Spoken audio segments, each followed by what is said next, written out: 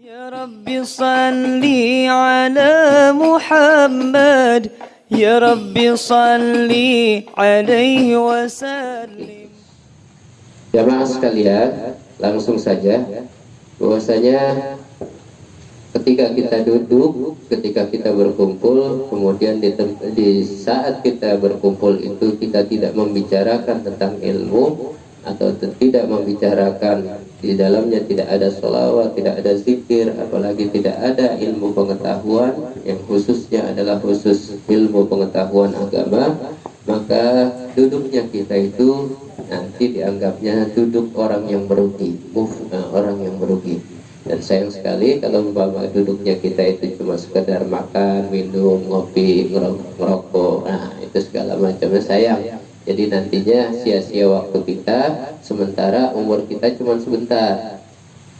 Sekarang ya bisa jadi ntar pas begitu kita bangun kita melimbang, berubah, bisa jadi begitu. Kita nggak tahu sedetik, 2 detik ke depan dari sekarang kita nggak tahu. Nah, makanya alangkah bagusnya ketika kita bangun, ketika kita nanti keluar, ketika kita menghadapi masa yang ke depan, masa 2 detik, 3 detik ke depan, itu kita dalam keadaan yang baik, dalam keadaan, apalagi dalam keadaan beribadah kepada Allah Subhanahu wa Ta'ala. Maka nanti kita termasuk daripada orang yang disebut dengan husnul khotimah, akhir yang baik. Karena husnul khotimah itu tidak mudah, dia tidak masuk kepada catatan-catatan di mana ketika manusia ditiupkan ruhnya ke jasad, ketika ruh itu masih di lauhil mahfuz, kan di sana kan ada catatan, ada perjanjian antara kita dengan Rabb, dengan Allah Subhanahu wa Ta'ala. Ditentukan umur kita, ditentukan kapan lahir kita, ditentukan rezeki kita, ditentukan jodoh kita, tapi tidak ditentukan apakah kita itu husnul khotimah atau su'ul khotimah. Matinya benar udah ditentuin gitu. Matinya udah ditentuin dalam jangka waktu sekian, masanya sekian, itu semua daya kerja tubuh kita itu berhenti. Ibaratnya kalau motor, kalau udah 3 tahun kudu masuk bengkel, kalau nggak masuk bengkel mati sendiri di jalanan.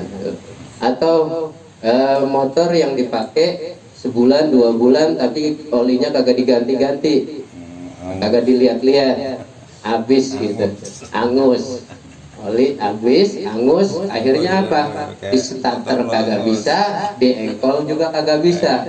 Bisanya apa? Didorong-dorong gitu. Jadi dorong-dorong doang gitu. Nah itu kayak manusia seperti itu.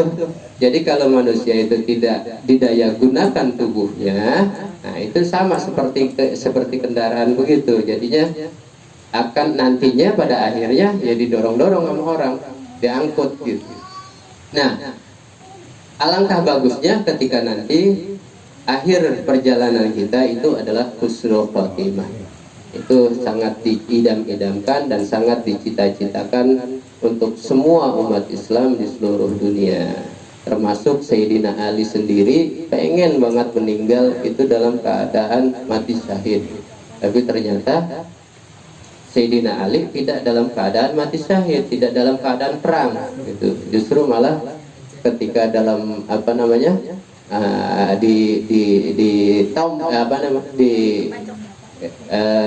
dibunuh, Sayyidina Ali itu mati dalam keadaan dibunuh, bukan dalam keadaan perang.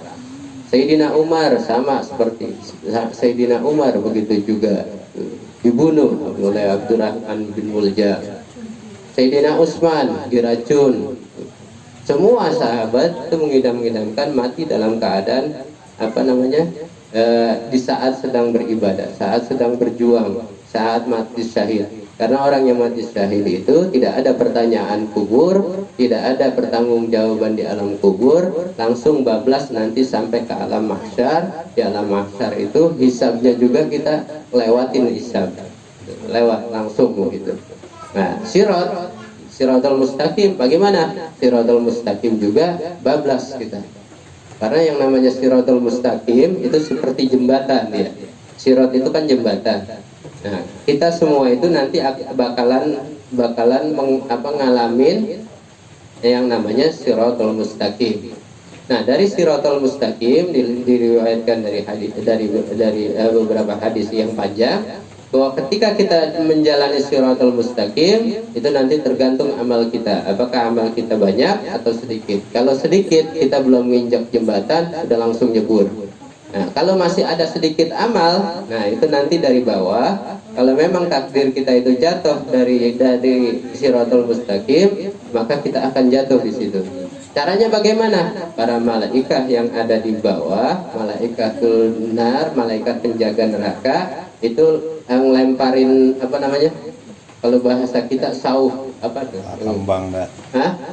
Tambang. Ya, tambang di ujungnya ada sangketan begitu. Jangkar, atau lemparin jangkar dari bawah. Jadi kita ditarik dari bawah, tarik di atas, nah, nyangkut kena, nah, nyangkut kena. Nah, itu di situ.